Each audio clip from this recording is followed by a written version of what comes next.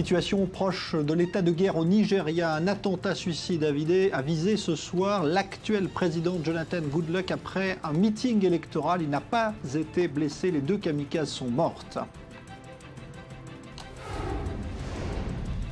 L'Ukraine face à un nouvel engrenage dans l'Est, les États-Unis envisagent de changer de stratégie en fournissant des armes à l'Ukraine face aux rebelles russes. DSK de nouveau devant un juge, il a comparu aujourd'hui à Lille pour sa participation présumée à un réseau de proxénétisme 4 ans après l'affaire du Sofitel à New York.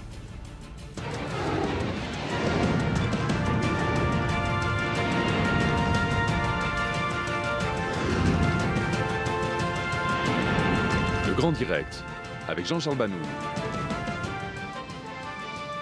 Bonsoir à tous. On va donc s'arrêter ce soir sur la situation au Nigeria, le chaos, l'état de guerre même ce soir, puisque alors que l'armée tchadienne continue ses bombardements à la frontière et qu'elle aurait même repris la localité de Gambourou tenue par les islamistes de Boko Haram, eh bien, un attentat suicide a visé tout à l'heure après un meeting électoral le convoi emmenant le président Jonathan Goodluck. Par chance, celui-ci n'a pas été touché. Les deux kamikazes qui se sont fait exploser sont mortes, mais on dénombre tout de même une vingtaine de blessés. Ce sont les premières précisions, puisque cela s'est déroulé il y a environ 1 heure. Alors, on va parler de tout cela avec deux connaisseurs de l'Afrique qui sont avec nous. Bonsoir Jacques Neria, spécialiste donc des questions de sécurité. Bonsoir à vous Raphaël Jérusalemi, ancien officier dans le renseignement militaire de l'armée israélienne. Et puis il y a bien sûr cette force qui doit se mettre en place, force militaire panafricaine qui doit réunir plus de 7500 soldats. Est-ce que ce sera suffisant pour lutter contre ces islamistes? On va en parler tout de suite.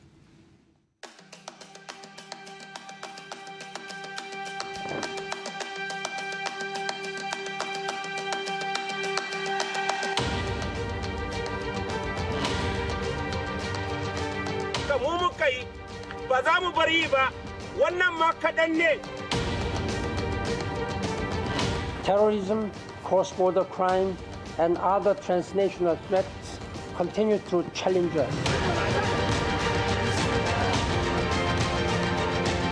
The terrorization of villages are a threat to our collective safety, security, and development.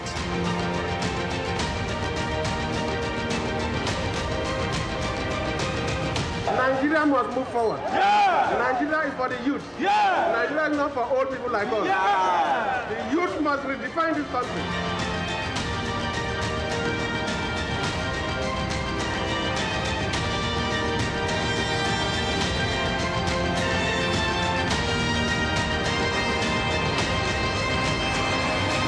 Allahu Akbar. Boko Haram, donc une menace qui inquiète évidemment non plus seulement le Nigeria aujourd'hui, mais des pays voisins comme le Cameroun, le Tchad, qui intervient directement. Jacques Neria, Raphaël Jérusalemi. D'abord, ce qui est en train de se passer là aujourd'hui, on s'en prend là maintenant directement au président Goodluck avec cette tentative d'attentat. Est-ce qu'il y a vraiment un risque de déstabilisation de l'ensemble du pays, de la région, ou est-ce que c'est uniquement cette région nord du Nigeria qui est visée à votre avis? Vous parlez d'une région qui concerne presque 50% de l'État nigérian. Donc l'État est divisé en deux, le nord musulman, le sud chrétien. Le nord musulman, vous parlez d'une population de 160 millions d'habitants, 80 millions sont au nord. Donc pour l'instant, c'est comme un moustique qui est en train de piquer un éléphant. Mais simplement, ce moustique-là a beaucoup d'effets. Il est venimeux et il est en train de se répandre dans la région. Il a commencé dans les régions frontalières avec les pays du Sahel et maintenant il commence à attaquer, à l'exemple de l'État islamique, des villes entières, des concentrations de population. On a vu des actes horribles, horrifiques de meurtre, des choses inconnues au Nigeria jusqu'aujourd'hui. Depuis 2009, au fur et à mesure, les attaques deviennent de plus en plus difficiles à gérer. Et ce qu'il y a au Nigeria, c'est qu'il y a un manque de volonté. Un manque de volonté politique de traiter du problème de Boko Haram. Et de plus, naturellement, il faut pointer du doigt les collaborateurs je dirais, au sein de l'équipe régnante, je dirais, sur des musulmans, qui sont en train de coopérer ouvertement avec Boko Haram. Il y a certains même chefs militaires qui sont sur place et qui disent très simplement, vous faites attention à nos intérêts, nous ne ferons pas de mal. Donc, et puis la situation est en train de déborder de plus en plus, on les voit en train d'avancer. Imaginez une attaque sur Maiduguri, c'est une ville énorme, une grande ville dans le nord-est du Nigeria, qui est une ville clé. Donc si jamais Maiduguri tombait aux mains de Boko Haram, c'est plus ou moins, je dirais, faire le parallèle comme Mossoul en Irak. Donc cette situation est une situation impossible, mais pour l'instant, à 2 semaines des élections, c'est ce que je dirais le public, l'audience nigériane est en train de voir. Donc Jonathan Goodluck pourrait perdre sa présidence. Ouais. Raphaël Jérusalemi, sur cette situation qui se détériore un peu plus là. Alors, sur le plan militaire pur, comme l'a dit Jacques Neria, cette ville de, excusez-moi, Maiduguri est effectivement comparable à Mossoul, dans la mesure où elle devrait devenir, dans l'esprit de Boko Haram, la capitale d'un califat africain, de même que Mossoul est la capitale du califat de ISIS. Il ne faut pas oublier qu'il y a 2 différences avec la guerre contre ISIS. La première, c'est une zone de jungle, de forêt, qui demande donc une approche militaire complètement différente, à laquelle ne sont pas nécessairement entraînés ni les Américains, ni les Israéliens, qui sont sur place pour conseiller les forces nigériennes. Il ne faut pas oublier non plus que le territoire qui est actuellement plus ou moins sous contrôle de Boko Haram est 4 à 5 fois plus grand que le territoire actuellement sous contrôle de ISIS. C'est un territoire énorme qui déborde, qui a tendance à déborder sur le Tchad / Cameroun. Et là, il y a, comme vous avez l'Irak, la Syrie, le Liban, vous avez Nigeria, Cameroun, Tchad, qui ne s'entendent pas forcément entre eux. Entre le Tchad et le Cameroun, il y a un petit peu d'eau dans le gaz, dirons-nous, ce qui peut gêner la menée de certaines opérations. Le Cameroun soutient, mais regarde avec extrêmement de précaution les avances tchadiennes et les têtes de pont, car il y a des attaques aériennes, mais apparemment il y aurait déjà 2000 soldats tchadiens prêts à intervenir, et même des tanks qui seraient massés près de la frontière. Des 3 armées qui sont impliquées ici, l'armée nigériane, les Tchadiens et les Camerounais, je compterai surtout sur les Tchadiens. Ce sont des guerriers aguerris. Ils ont participé dans beaucoup d'opérations militaires, dernièrement même en Centrafrique. Ils ont été chassés de là-bas. Mais c'est un corps qui sait faire la guerre et qui veut faire la guerre. C'est alors que les Nigérians, on l'a vu d'ailleurs dans les attaques de cette fin de semaine, l'armée nigériane n'est pas intervenue contre les attaquants de Boko Haram. Ce sont les milices populaires, les milices sur place qui se sont battues. Donc c'est de nouveau l'exemple extrême du fait que cette armée n'est pas faite. Elle est faite peut-être pour les parades, mais simplement pas pour se battre. Ouais. Alors on a vu d'ailleurs que le Tchad a pu, grâce à l'intervention du Tchad en tout cas ce soir, eh bien le Nigeria annonce avoir repris le contrôle de plusieurs localités, dont Gambourou, qui était cet endroit visé par les hélicoptères tchadiens. Il faut souligner aussi le fait qu'il y a du côté camerounais, il y a la BIR, donc c'est la brigade d'intervention rapide, qui est formée et, je dirais, complètement équipée par les Israéliens. Et elle est intervenue sur place. Elle a eu certains succès, mais ce n'est pas au-delà des frontières camerounaises. Donc le problème du Cameroun et du Tchad, c'est que le Cameroun, au nord du Cameroun, c'est un saucisson là, qui arrive jusqu'au Tchad, jusqu'à Kousséri, la ville à côté de N'Djamena, la capitale du Tchad, et c'est le ventre creux du Cameroun. Donc le ventre creux est là-bas, c'est une région à majorité musulmane. D'ailleurs, il y a quelques mois, il y a eu une attaque de Boko Haram contre la villa, enfin la maison du ministre de la Justice, Amadou Ali. Ils ont tué 15 de ses assistants sur place. Ils ont volé saccagé la maison et même pris sa femme en otage pour un certain temps. Imaginez-vous, c'est la situation où nous en sommes là-bas. Ouais. Ça veut dire que c'est l'ensemble de la région qui est visée finalement par Boko Haram, pas seulement tout le nord du Nigeria. Il y a une menace. Je crois que les États africains ont sont conscients. Il y a même une menace à long terme, de même que ISIS peut déstabiliser bien plus que le Proche-Orient. Cette action de Boko Haram peut avoir des effets, des vagues qui s'étendent sur toute l'Afrique, justement à cause de ce problème du nombre de musulmans qu'il y a partout dans tous les États africains par rapport au nombre de chrétiens ou d'autres ethnies et religions. Il peut y avoir une déstabilisation, il peut y avoir un soutien dans beaucoup d'autres États africains pour un djihadisme, pour un islamisme. Et je crois que les Africains en sont assez conscients. J'oserais dire qu'ils ont l'air même plus conscients peut-être parfois que les Américains. Ils ont l'air assez conscients du danger. Ce qui est regrettable, c'est qu'ils n'arrivent pas, l'Afrique c'est l'Afrique, à s'unir. Il y a beaucoup de divisions internes pour organiser effectivement, par exemple, une force multinationale. 7500 soldats, ce qui a été décidé là, c'est suffisant ou pas à votre avis pour venir à bout de Boko Haram? C'est une goutte d'eau dans la mer, parce que c'est 7500 dans une... Comme le disait notre ami là, c'est une étendue énorme. C'est avec 7500 soldats, on pourra faire peut-être certains avant-postes, garder certains avant-postes, pas plus que ça. Ce n'est pas une force d'intervention. L'armée nigérienne est assez capable de faire, de monter des opérations contre cela, des unités spéciales, tout cela. Ils sont encadrés par les Américains, par les Britanniques, par les Français, par tout le monde. Ils ont le meilleur des équipements. Ils ont le meilleur des équipements dans le domaine du renseignement. Mais simplement, ce qui manque, comme je le dis tout simplement, il manque une volonté politique. Il manque une volonté politique. Le Nord musulman n'intéresse pas le Sud. Le Nord musulman n'intéresse pas le président Jonathan Goodluck. Ce qui l'intéresse, c'est le Sud. Le Sud, c'est le Sud chrétien. Donc à partir de là, le fait que... ça fait déjà depuis juillet 2009 que les Nigérians regardent Boko Haram en ne faisant rien. À plusieurs fois, on a averti, on s'est assis avec le président, on lui a expliqué les dangers de Boko Haram. C'était oui de la tête, et puis aller voir le conseiller de la sécurité nationale qui nous a balancé de tous les escaliers, parce qu'ils n'étaient pas intéressés. Ça ne les intéresse pas, ils sont intéressés à faire autre chose. Et malheureusement, c'est dans cette réalité, il y a eu naturellement Shekau, le chef de Boko Haram, a prêté allégeance à qui? À l'État islamique. Donc l'État islamique s'est étendu automatiquement sur le Nigeria.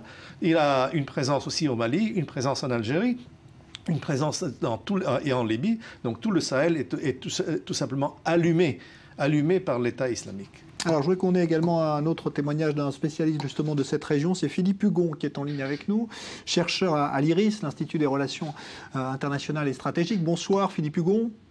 Bonsoir. Alors, vous connaissez bien évidemment cette région et donc particulièrement le Nigeria. Est-ce que vous avez l'impression que l'Afrique aujourd'hui a les moyens de se sortir seule de ce problème que représente Boko Haram, ou est-ce qu'il faudrait faire plus et comment ?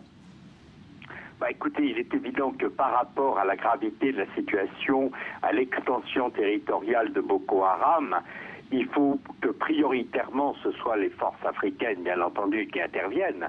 Et elles le font avec maintenant une coopération régionale entre les 4 pays voisins du lac Tchad, mais ce n'est pas suffisant. Alors l'Union africaine a prévu effectivement une force de 7500 hommes, mais ça mettra du temps, il y a des questions de financement, et je pense que l'enjeu est tel qu'il faut effectivement un appui de la communauté internationale au-delà de l'Afrique. Cet appui peut commencer, bien entendu, par un appui logistique. Ce sera le cas des États-Unis et de la France, mais on peut envisager évidemment un appui plus important de la part soit des Européens, soit de la part des Nations Unies. C'est un enjeu majeur que l'extension de Boko Haram. Mais ça veut dire qu'on pourrait imaginer une coalition du type de celle qui combat l'État islamique en Syrie et en Irak. Vous pensez que c'est réalisable ? Non, je pense pas. Enfin, moi, je suis... si vous voulez, il faut savoir que Boko Haram prend beaucoup d'ampleur, que c'est effectivement absolument important. Mais, ceci étant, il faut savoir que c'est quand même une secte qui est intervenue principalement dans l'état du Borno au nord Nigeria, qui est essentiellement dans le champ politique du Nigeria, et donc évidemment ce qu'il fait est au cœur des prochaines élections du Nigeria. Il a une volonté d'introduire un califat dans l'ancien État au royaume du Kanem-Bornou. Il a pris une ampleur territoriale et une nuisance terrible par toutes les exactions. Je ne pense pas, par contre, de mon point de vue, qu'il y ait un djihadisme global. Je pense que c'est une action qui doit être menée principalement par les riverains et dans la zone des riverains du lac Tchad. Boko Haram lui-même a un appui en partie des populations kanouries. Il faut savoir que c'est un groupe sectaire extrêmement lié à un territoire particulier. Et donc je pense qu'il est extrêmement nuisible, mais pour moi, il est nuisible essentiellement dans la zone de l'Afrique sahélienne. Alors restez avec nous encore un instant, Philippe Hugon. Je voudrais que Raphaël Jérusalemi ou Jacques Naria vous répondent là-dessus. Est-ce que donc une coalition de type de celle qui est en Syrie ou en Irak serait réaliste pour vous, pour combattre Boko Haram, ou est-ce qu'il faut laisser... Je suis d'accord avec monsieur, ça serait souhaitable, mais ce n'est pas réaliste. Ce n'est pas réaliste, malheureusement. Je crois que M. Hugon a raison. C'est perçu actuellement comme un problème local. Les Américains d'ailleurs l'ont dit, reprochant l'appui israélien. Les Israéliens, eux, envisagent leur aide de conseil ou d'un certain équipement au Nigeria comme partie du combat global contre le terrorisme. Ce n'est pas tout à fait l'avis des Américains, peut-être pas non plus de l'Union européenne. Je suis pas tout à fait sûr que ça se limiterait à un dégât collatéral africain ou centrafricain.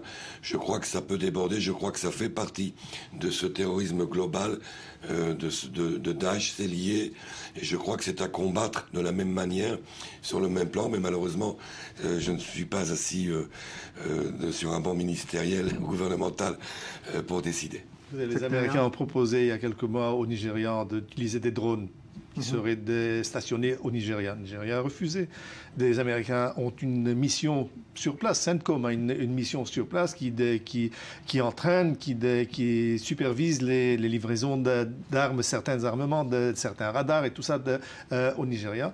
Mais pour l'instant, rien n'a été fait sur le terrain. Ce qui se passe, c'est du coup, on entend qu'il y a les SAS britanniques qui opèrent dans un village et où deux otages européens ont été détenus et les otages naturellement ont été tués. Alors les Italiens qui sont en colère, pourquoi est-ce qu'on ne nous a pas parlé? Parce qu'on n'a pas tenu conseil avec nous, parce que un des deux otages était italien. Je dirais c'est le chaos. C'est le chaos où il n'y a personne qui sait, comme dit, la main droite ne sait pas ce que fait la main gauche. C'est ce qui se passe au Nigeria et dans ce chaos, Boko Haram réussit à exister. Ouais. Dernière question, Philippe Hugon, puisqu'il y a un contexte politique. Là, on a vu ce soir un attentat qui a visé le président Jonathan Goodluck, qui a réchappé, heureusement pour lui. Est-ce qu'à votre avis, l'élection peut changer quelque chose qui va avoir lieu dans 2 semaines là? Alors moi, je pense qu'on peut le voir dans les deux sens. D'abord, est-ce que les élections pourront avoir lieu dans de bonnes conditions? Il n'est pas du tout évident actuellement qu'il y ait la possibilité d'avoir des élections dans l'état du Borno. La reprise de Maïdougouri pour ça est absolument centrale, puisque ça comprend à peu près 2 millions de personnes, mais il reste encore le fait qu'il y aura des difficultés, ou peut-être, ce qui est évidemment envisagé, des craintes d'aller voter dans un climat extrêmement insécure. Donc ça, c'est la première question. Est-ce que les élections auront lieu? Est-ce qu'elles auront lieu dans de bonnes conditions? Après, il y a la seconde question.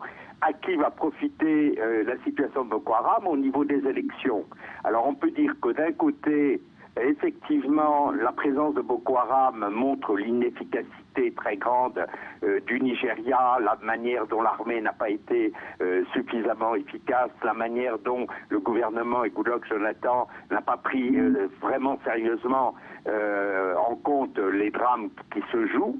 Donc ça peut jouer contre Goodluck Jonathan. Mais inversement, si jamais il y a une très grande insécurité dans les États du Nord, Buhari, qui est le représentant du Nord, peut éventuellement ne pas avoir, du fait des abstentions, suffisamment de voix pour battre Goodluck Jonathan. Donc il y a une grande incertitude par rapport à l'effet de Boko Haram. Ce que l'on peut dire en tout cas, c'est que la question de Boko Haram ne pourra être vraiment traitée que lorsque les élections auront lieu, parce qu'à ce moment-là, il y aura un jeu éclairci au niveau du Nigeria, et puis il y aura évidemment, parce que c'est un enjeu majeur, une coalition régionale ou internationale, parce que ce qu'il faut évidemment à tout prix, et je rejoins en partie ce qui a été dit, mais pour moi c'est le risque futur, c'est qu'effectivement, s'il y a une extension et s'il y a un califat au sein de l'État du Kalem-Bornou, il y a à ce moment-là des connexions avec Daesh et avec les différentes mouvances djihadistes. Ce que l'on a simplement, pour moi, pour l'instant, c'est simplement une extension territoriale et évidemment des relations qui peuvent exister à titre personnel. Mais le grand risque serait qu'il y ait une connexion entre la zone sahélienne et la zone du Proche et Moyen-Orient. Merci beaucoup pour cette analyse en direct, Philippe Hugon. Donc, je rappelle que vous êtes chercheur à l'IRIS, spécialiste de l'Afrique. Il y a aussi bien une question qu'on a posée à des citoyens israéliens, observateurs sans doute avisés de ce qui se passe en Afrique, de cette lutte contre le terrorisme islamiste donc au Nigeria. Est-ce que la communauté internationale, comme on dit, l'Occident, en fait assez pour aider le Nigeria à se débarrasser de Boko Haram? Écoutez ces quelques réactions. Il y a visiblement au niveau international des politiques d'ingérence dans un certain nombre de régions et de non-ingérence dans d'autres régions en fonction des intérêts. Je crois personnellement qu'il faut s'occuper de toutes les souffrances de la planète, pas seulement là où il y a des intérêts. Il faut agir en Afrique, en Inde et dans beaucoup d'autres pays. Le monde s'intéresse au genre de conflit comme ici plutôt qu'à d'autres, pour le moment en tout cas. Ici, l'armée est impliquée, elle reçoit des budgets. Là où il y a de l'argent et des intérêts économiques, le monde s'implique.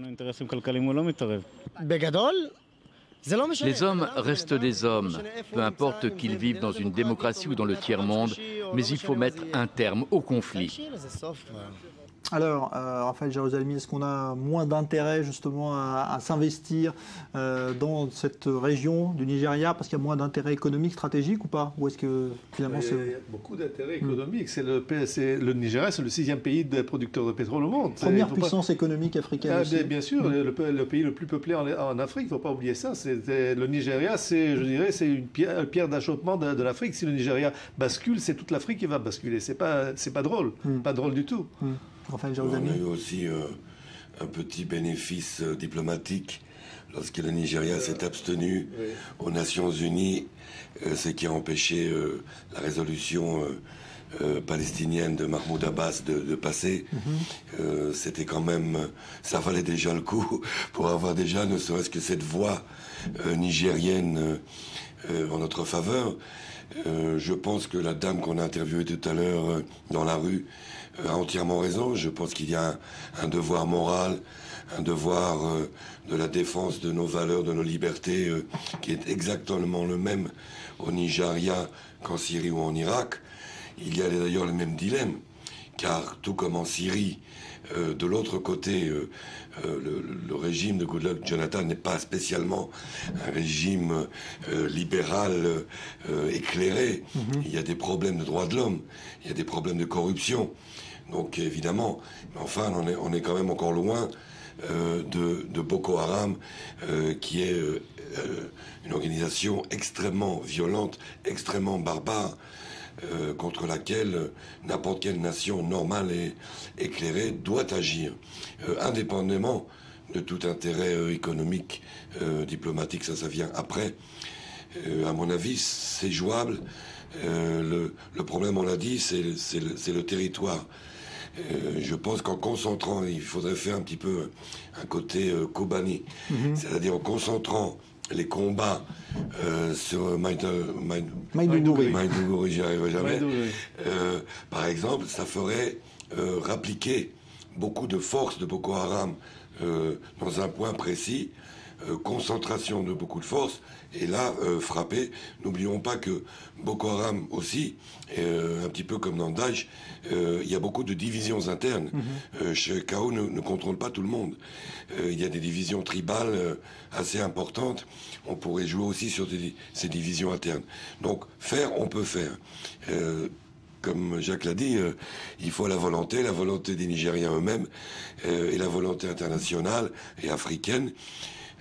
on peut craindre une équation Darfour, hein, une équation soudanaise, musulmans, chrétiens, parce que si effectivement Goodluck Jonathan se repose sur ses lauriers et ne fait pas grand-chose, il va se retrouver confronté pas à un voisin. Et c'est là la vraie question. C'est là la vraie question du Nigeria. La vraie question du Boko Haram, c'est un président chrétien pour le Nigeria. C'est ne pas accepter le fait qu'un président chrétien gère le Nigeria. Donc si dans ces élections-là, Jonathan Goodluck perdait ces élections-là, je dirais que les chances d'arriver à un accord avec Boko Haram grandiraient énormément. Mais alors, quand on voit aujourd'hui donc ce nouvel attentat qui a visé le président Goodluck, ce sont des femmes souvent qui sont utilisées d'ailleurs. Est-ce qu'on sait comment ce groupe opère? D'ailleurs, il recrute. Comment est-ce qu'il arrive à mettre des femmes comme ça? Est-ce que c'est la terreur qu'il impose justement? Est-ce que ce sont les femmes enlevées?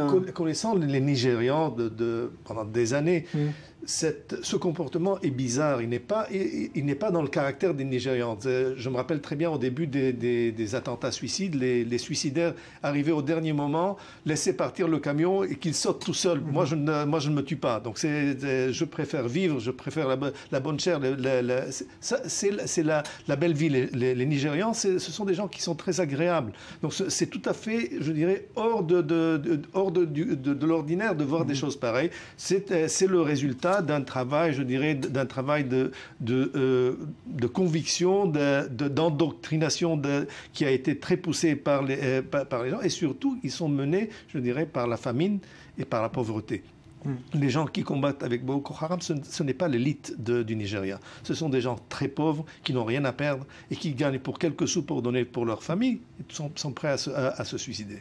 Voilà donc ce que l'on peut dire en tout cas ce soir, donc après cette tentative d'attentat manqué de justesse contre l'actuel président du Nigeria, Jonathan Goodluck, 2 femmes kamikazes. Cela se passait à Gombe, dans le nord, où venait d'avoir lieu un meeting électoral.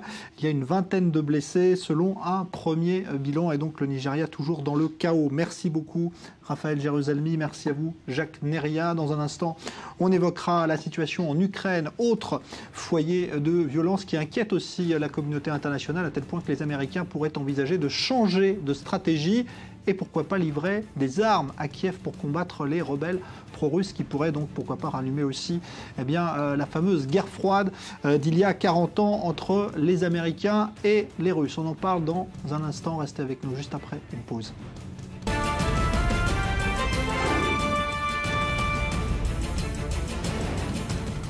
Situation proche de l'état de guerre au Nigeria. Les Tchadiens qui prêtent appui à l'armée nigériane affirment avoir repris plusieurs localités ce soir, alors que le président Jonathan Goodluck a échappé de justesse à un attentat suicide commis après un meeting électoral. Il y a une vingtaine de blessés et 2 kamikazes ont été tués.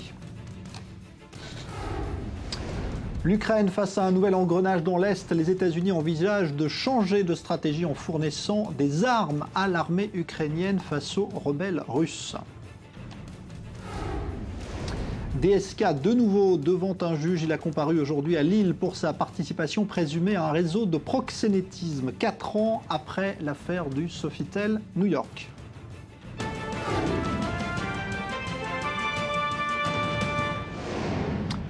Comment stopper le carnage en Ukraine alors que les sanctions économiques décidées par l'Europe ne semblent pas arrêter pour l'instant les combats? Certains aux États-Unis et notamment à la Maison-Blanche commencent à évoquer la perspective d'armer plus fortement l'armée ukrainienne dans sa lutte contre les rebelles russes, et ce au risque d'envenimer les choses. Leslie Rezoug. Les séparatistes mettent leurs menaces à exécution. La semaine dernière, ils avaient annoncé qu'ils pourraient élargir leur offensive dans l'Est en cas d'échec des pourparlers de Minsk. Après l'impasse de la rencontre entre représentants ukrainiens et séparatistes pro-russes, le leader autoproclamé de la République de Donetsk a annoncé ce lundi de nouvelles mesures. Nous allons mobiliser un grand nombre de personnes pour l'armée. Compte tenu de la situation sur le front et vu l'attitude de l'Ukraine, nous allons devoir mobiliser tous ceux capables de porter une arme. Après les événements d'aujourd'hui, c'est même devenu une urgence. Ce sera une mobilisation générale. S'ils parvenaient à un tel recrutement, les séparatistes seraient 2 fois plus nombreux sur le terrain que l'armée ukrainienne. De son côté, Kiev a en effet rappelé 50 000 combattants en janvier. Un déséquilibre stratégique qui pourrait permettre aux partisans de Moscou de prendre Debaltsev, une ville à mi-chemin entre les deux fiefs de la rébellion, Lougansk et Donetsk. Dans le centre-ville, les combats font déjà rage. Tirs d'obus, explosions, la population excédée attend un dénouement rapide de la situation. Par centaines, il fuit des combats de plus en plus récurrents. Et face à l'aggravation de la situation, le commandement militaire de l'OTAN et les responsables militaires de l'administration Obama ont annoncé qu'ils pourraient envoyer des armes à l'armée ukrainienne. Avec un budget de 3 milliards de dollars, les États-Unis devraient fournir des drones de reconnaissance et des missiles anti-chars. Une aide létale souhaitée par Barack Obama, mais des voix discordantes s'élèvent. Angela Merkel affirme être contre l'idée d'une intervention de l'Occident, préférant croire à l'option diplomatique. Mais face au silence du reste de l'Europe, la visite jeudi du chef de la diplomatie américaine John Kerry prend une autre tournure, réaffirmer la prépondérance du soutien des États-Unis à des autorités ukrainiennes de plus en plus dépassées par l'intensité des combats dans l'Est. Alors on est en ligne avec Laurent Chamontin, spécialiste du monde russe et auteur de l'ouvrage L'Empire sans limite. Bonsoir Laurent Chamontin. Cette éventualité justement de voir les Américains armer plus fortement les Ukrainiens dans les combats, est-ce que ça vous semble être une solution qui pourrait améliorer les choses? C'est clair que, en tout cas, la question mérite d'être posée, le débat mérite d'avoir lieu. Si vous voulez, le problème, c'est que si l'armée ukrainienne se trouve face à l'Ukraine en général se trouve face à une stratégie de harcèlement. Encore une fois, depuis les accords de Minsk, il n'y a pas eu vraiment de cessez-le-feu. Il y a un harcèlement qui continue avec des degrés d'intensité variables. Il faut bien voir que l'Ukraine est quand même un pays dans un état de faiblesse. Et donc, que se passera-t-il si on la laisse s'effondrer? Je pense effectivement qu'il est pertinent, en tout cas, de se poser la question de la supporter éventuellement par des livraisons d'armes. Mais comment réagiraient les Russes? Comment réagiraient les Russes si les Américains venaient à armer Kiev et son armée? Sur le plan diplomatique, évidemment, ils seraient contre, mais d'un autre côté, si vous voulez, il faut quand même... moi, j'ai pas d'opinion définitive sur le sujet, mais encore une fois, il faut poser quand même la question, dans la mesure où on peut pas... on est bien obligé maintenant, comme c'est parti, on est bien obligé effectivement de soutenir l'Ukraine. On ne peut pas se permettre de laisser l'Ukraine s'effondrer. Donc pour vous, s'il n'y a pas quelque chose de plus fort que les sanctions économiques qui est décidé aujourd'hui, l'Ukraine va s'effondrer là dans les mois qui viennent? Peut-être pas, mais le risque existe et à plus ou moins moyen terme. Et c'est clair que l'option de livrer des armes, encore une fois, doit être prise en charge par les décideurs. Doit être examinée en tout cas. Merci beaucoup Laurent Chamontin. Je rappelle donc que vous avez écrit cet ouvrage L'Empire sans limite à propos donc des relations entre la Russie et ses anciennes républiques soviétiques. On passe à l'actualité économique.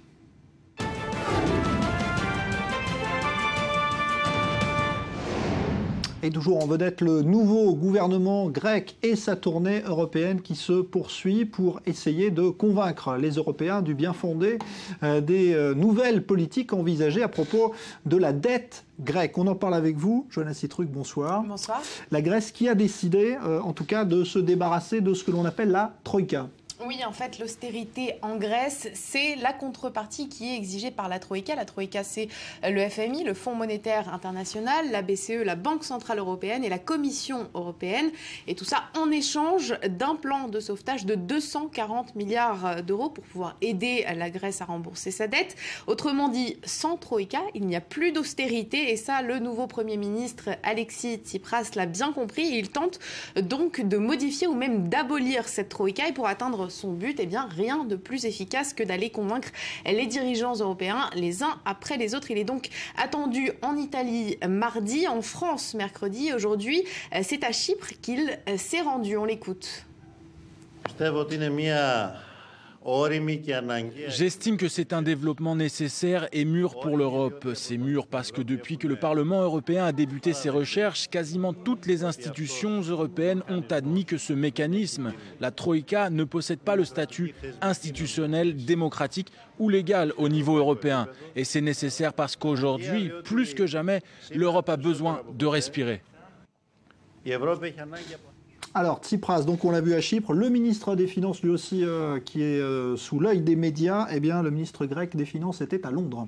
Oui, ce lundi, Yanis Varoufakis s'est rendu à Londres, effectivement, pour chercher le soutien, en fait, du Royaume-Uni. Il a rencontré des professionnels du monde de la finance, des banquiers, des investisseurs, mais il a également rencontré son homologue, George Osborne, qui s'est exprimé à la suite de cet entretien. Et le moins qu'on puisse dire, c'est qu'il semble assez inquiet face à tous ces désaccords sur la Grèce. Écoutez. Nous avons eu une discussion constructive et il est clair que cette impasse entre la Grèce et la zone euro est le plus grand risque pour l'économie mondiale. C'est aussi une menace grandissante pour l'économie britannique. Alors, dans ce concert de mise en garde visant la Grèce, eh bien, il y a un avocat de poids qui s'est manifesté, c'est le président américain. Oui, c'était lors d'une interview qui a été diffusée sur la chaîne américaine CNN dimanche. Barack Obama a déclaré au sujet de la Grèce: on ne peut pas continuer à pressurer des pays qui sont en pleine dépression. Alors le président américain a tout de même reconnu que la Grèce avait besoin de réformes, mais il a expliqué que dans les conditions actuelles, donc avec une telle baisse du niveau de vie, une baisse continue, c'était très compliqué d'initier des changements. Merci beaucoup, Johanna Citruc. On suit évidemment toute cette semaine le voyage donc des membres du gouvernement grec en Europe. L'ancien patron du FMI, justement, on parlait de la Troïka, eh bien lui se retrouve de nouveau devant un tribunal. 4 ans après l'affaire du Sofitel New York, Dominique Strauss-Kahn comparaît depuis cet après-midi devant le tribunal correctionnel de Lille pour son rôle présumé au sein d'un réseau de proxénétisme, procès qui replonge donc DSK sous les projecteurs médiatiques. Léa Berdugo. 4 ans après le scandale du Sofitel, Dominique Strauss-Kahn se retrouve une nouvelle fois sur le banc des prévenus. À ses côtés, 13 autres personnes, hôteliers, policiers, avocats, entrepreneurs et un propriétaire de plusieurs maisons closes le long de la frontière belge. Dominique Alderweireld, dit Dodo la Saumure. À son arrivée au tribunal, le proxénète se dit confiant. Puis on va bien s'amuser. Vous pensez? Ça va être un très beau spectacle, il n'y a pas de problème. Mais à part le spectacle, il y a quand même du fond. Quel fond? C'est quoi le fond? Le fond, c'est qu'on... Bon. C'est quand même vous le personnage central, même si... Ah non, c'est du SK. Bon, certes, il ternit un peu ma réputation, mais enfin, c'est pas moi le premier personnage, hein. Car effectivement, ce lundi, DSK est au centre de l'attention au tribunal correctionnel de Lille. Il est accusé de proxénétisme aggravé. Pour l'accusation, il était le roi de la fête de nombreuses parties fines organisées avec des prostituées. L'ancien dirigeant admet avoir été adepte du libertinage, mais il dit avoir ignoré la qualité des jeunes femmes présentes lors de ces soirées. La nuance est cruciale, car le proxénétisme est un délit qui suppose que l'intéressé a conscience que les femmes dont il a profité des services se prostituent. Dominique Strauss-Kahn ne s'est pas exprimé aujourd'hui. Son témoignage est attendu la semaine prochaine. Il risque jusqu'à 10 ans d'emprisonnement et 1 500 000 € d'amende.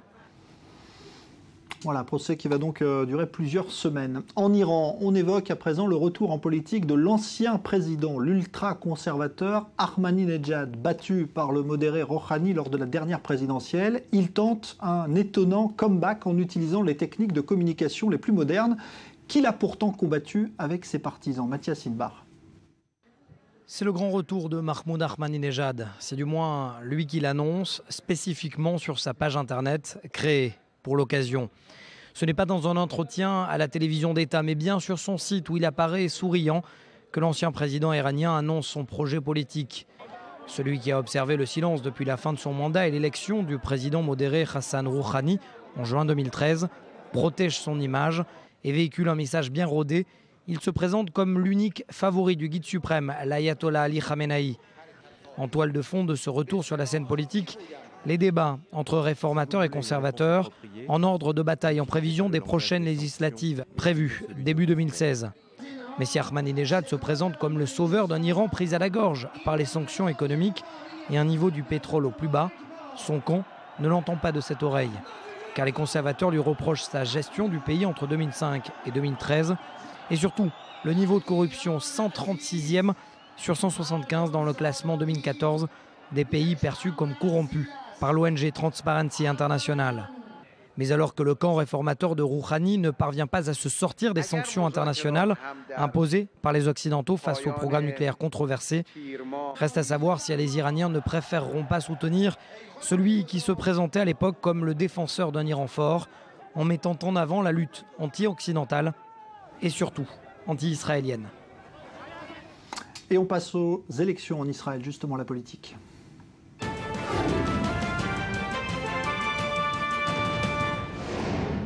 Élection en Israël, le procureur général d'Israël qui étudie la possibilité de lancer une enquête sur des accusations de fraude ou de corruption visant le couple Netanyahou après les révélations de ces derniers jours. On va y revenir. Mais le Likoud, lui, a déjà sa contre-attaque. Il dénonce les financements venus de l'étranger pour aider la gauche à combattre Netanyahou, ce qui est interdit par la loi. Eli Otchenberg avec Leslie Rezoug. Une campagne publique militant pour détrôner le parti au pouvoir en Israël sème le chaos. Les partis de droite, à commencer par le Likoud, fustigent ce qu'ils qualifient de coopération illégale entre le Parti démocrate américain et la gauche israélienne. La loi n'autorise pas les entités étrangères à financer les partis. Les citoyens étrangers font des dons aux sociétés ou aux associations qui, elles, reversent les dons aux partis. Herzog est au courant de ces rapports illégaux depuis d'autres précédentes affaires. Il a maintenu le silence à l'époque et il agit de même aujourd'hui. Le groupe derrière cette campagne, c'est Victory 2015 ou V15, une association civile qui cherche à remanier la politique d'Israël. Une campagne en partenariat avec One Voice Israel, lobby israélo-palestinien, dont l'objectif est de persuader les dirigeants à poursuivre la solution des deux États. Mais pour le Likoud, les activités de V15 violent la législation israélienne sur le financement des campagnes en utilisant des fonds étrangers pour promouvoir ses intérêts. Le Likoud peut dire ce qu'il veut. Ce n'est pas en répétant le même mensonge encore et encore qu'il deviendra vrai. V15 est une campagne d'Israéliens qui travaillent indépendamment avec leurs idées, leur enthousiasme et leur motivation. Ça n'a rien à voir avec la politique étrangère ou d'autres ressources. Les partis de droite affirment par ailleurs que la campagne est financée par des hauts dignitaires de l'administration démocrate américaine dans l'intention de renverser le Premier ministre israélien Benjamin Netanyahou. Un scénario qui paraît vraisemblable au vu du scandale provoqué récemment par l'annonce du discours que prévoit Netanyahou face au Congrès. La droite repose ses arguments sur le fait que One Voice Israel, partenaire de V15, utilise les services du cabinet de conseil d'un certain Jeremy Bird, lui-même ancien directeur de campagne d'Obama pour la présidentielle 2012. Mais une enquête i24 News révèle que l'aide américaine n'a pas bénéficié qu'à la gauche israélienne, mais également au Likoud lui-même. Vincent Harris, conseiller en stratégie de la droite conservatrice américaine, est considéré comme l'enfant prodige des nouveaux médias du Parti républicain. Il avait travaillé aux côtés du sénateur Ted Cruz, fervent détracteur du président Obama. Et curieusement, Harris avait posté cette photo sur son compte Instagram il y a 3 semaines à peine. Il se trouvait en effet en Israël, fournissant son expertise à l'équipe de communication du Likoud. Un fait confirmé par le parti, la mainmise des conseillers américains dans les élections israéliennes fait couler beaucoup d'encre, qui semble entacher tous les partis impliqués. Alors, Dror Even-Sapir, bonsoir. Analyste politique sur i24 News. D'abord, est-ce qu'il est réaliste d'imaginer qu'un lobby comme cela financé de l'étranger serve à faire battre Netanyahou ?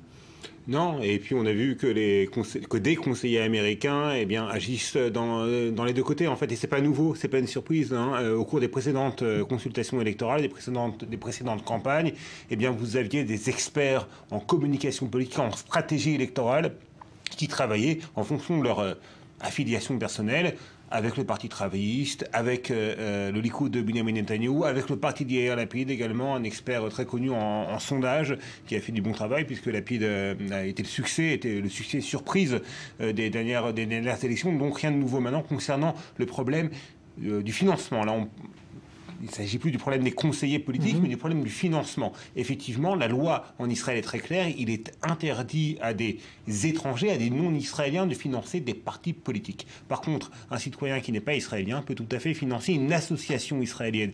V15 n'est pas un parti politique, c'est une association. Alors le Likoud dit que la différence est très mince, elle est très ténue. Oui, c'est vrai, mais la loi est très claire. Il est permis à des étrangers de financer des associations. Et c'est d'autant plus ambigu, d'autant plus compliqué pour le Likoud de prouver que V15 tombe sous le coup de la loi, que V15 a lancé une campagne négative. V15 n'appelle pas à voter pour tel ou tel parti, pour le Parti travailliste, enfin l'Union sioniste, ou pour le Meretz, ou pour le Parti de Lapid, que sais-je encore, mais appelle à voter contre les partis au pouvoir actuellement. Par conséquent, ils ne tombent pas sous le coup de la loi. Et donc la conférence de presse qui a été donnée hier par des membres de Likoud pour dénoncer le V15 et ses financements étrangers, eh bien pour l'instant, elle n'a pas de conséquences juridiques. Pour l'instant, la loi n'a rien dit, puisque les activités du V15 semblent, en tout cas à l'heure où nous parlons, être tout à fait légales. Rapidement, est-ce qu'une enquête va être ouverte sur justement les scandales financiers visant cette fois le couple Netanyahou? Alors là, c'est une autre histoire. Le contrôleur de l'État va publier dans 2 semaines un rapport sur les dépenses de la résidence officielle du Premier ministre. Et la résidence officielle du Premier ministre, c'est pas une résidence privée, c'est une résidence publique financée par les deniers de l'État, par l'argent du contribuable. Il y aurait, d'après certaines indiscrétions de la presse, dans ce rapport, des éléments qui pourraient éventuellement être considérés comme des infractions à la loi. Mais là, ce sera au conseiller juridique du gouvernement et au Weinstein de trancher. Est-ce qu'il à son tour, fournira le dossier à la police pour qu'elle ouvre une enquête? Pour l'instant, rien n'est moins sûr, on en est encore loin. Merci, Dror Even Sapir. Et puis ces incidents violents ce matin en Israël entre juifs orthodoxes et la police, après l'arrestation de 4 d'entre eux qui avaient refusé de se soumettre à l'obligation du service militaire, comme le veut la nouvelle loi. Des violences qui ont éclaté, donc, et une 50aine de manifestants au moins arrêtés. Les enjeux justement de ces élections, la Cisjordanie et les implantations. L'exemple de Hebron, où cohabitent près d'1 millier de juifs et plus de 250 000 Palestiniens, le tout sous la protection de l'armée israélienne en raison de la présence de lieux saints. Une présence juive défendue coûte que coûte par le parti Beit HaYehudi. Reportage Maël Benoliel. Hébron, l'une des plus anciennes villes du Proche-Orient encore habitée, est au cœur du conflit israélo-palestinien depuis des décennies. Et c'est précisément ici que la députée Orit Strouk, membre du Foyer juif, parti politique nationaliste qui prône l'installation des juifs en Cisjordanie, nous a donné rendez-vous. Cette Israélienne vit à Hébron depuis 32 ans avec son mari et ses 11 enfants. Elle tient à nous faire visiter cette ville de Cisjordanie où cohabitent tant bien que mal plus de 200 000 Palestiniens et environ 1000 Israéliens. Voilà la ville d'Hébron. De ce côté-ci, on peut voir le tombeau des patriarches. Et de ce côté-là, c'est la partie de la ville qui a été donnée à l'autorité palestinienne. Et en fait, seulement 3% de Hébron est accessible aux Juifs. Tout le reste, soit 97% de la ville que vous voyez ici devant vos yeux, est interdite d'accès aux Juifs. Au fil des siècles, la ville a connu des vagues successives de cohabitation entre minorités juives et majorités musulmanes. Mais dans le contexte du conflit israélo-palestinien, Hébron est depuis longtemps le théâtre de tensions religieuses et politiques. Des tensions qui requièrent la présence constante des forces de sécurité israéliennes. Je pense que la cohabitation sera beaucoup plus stable quand il n'y aura plus ici d'autorité palestinienne et qu'il y aura à la place une autorité israélienne. Nous nous trouvons ici grâce à notre force, mais surtout parce que nous sommes dans notre bon droit. Considérée comme l'une des villes les plus saintes du judaïsme, elle regorge de sites archéologiques majeurs de l'histoire religieuse. Site qu'a tenu à nous présenter Orit. Ces fouilles archéologiques ne nous ont rien appris de nouveau parce que tout est déjà écrit et connu. Mais cela renforce le fait que Hébron est une ville qui appartient au peuple d'Israël depuis des milliers d'années. C'est aussi ici que serait enterré le premier patriarche de la Bible, Abraham, et sa famille. C'est d'ailleurs depuis le caveau des patriarches que Orit Strouk fait sa prière tous les matins. J'ai ici devant moi un passé glorieux. Il y a aussi ici les racines du peuple d'Israël, donc la justification de notre présence dans ce pays. Nous ne partirons jamais d'Hébron. Nous sommes contre la solution de 2 pays pour 2 peuples. Tout d'abord parce qu'il n'y a aucun peuple à part le peuple juif qui a des droits sur cette terre. Et ensuite parce que nous avons vu ce qu'avaient donné les précédents retraits israéliens, uniquement du sang et des larmes. Hébron, autre ville symbole du conflit israélo-palestinien où 18 checkpoints gardés nuit et jour par des dizaines de soldats de Tsahal séparent le quartier juif du reste de la ville. Un checkpoint comme celui qui se trouve derrière moi. Le prix à payer selon certains et en attendant mieux pour conserver le caractère juif de cette ville ancestrale.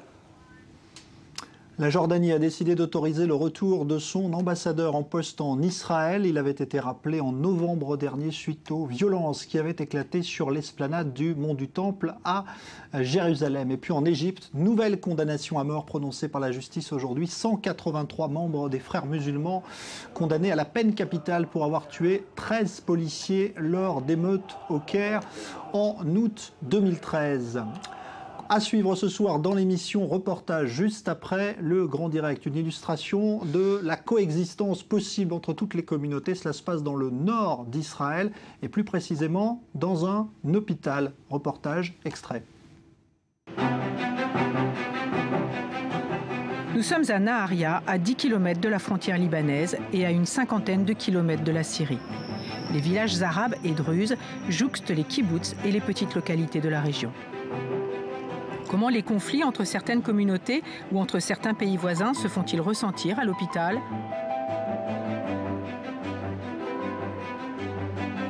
Quatre personnes vont nous servir de guide dans cette enquête. Le docteur Massad Baroum, il dirige l'hôpital, c'est le seul arabe chrétien à un tel poste clé.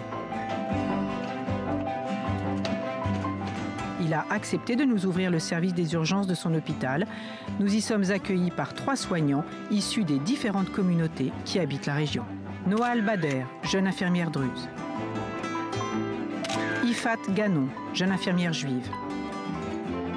Mais aussi Arié Eisenman, le docteur juif qui dirige le service des urgences.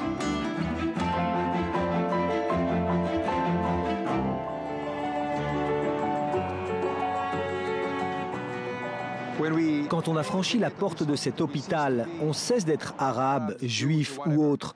On est seulement soignant et malade. Nous traitons les gens, nous sommes des personnes pour d'autres personnes. Nous donnons des médicaments aux gens, nous ne faisons pas de politique. Nous avons la paix ici, nous n'avons pas de problème. Vraiment, on pratique la paix tous les jours. Voilà, reportage de Marie-Françoise Lantieri à voir tout à l'heure donc dans son intégralité, dans Reportage juste après le Grand Direct. Les sports tout de suite.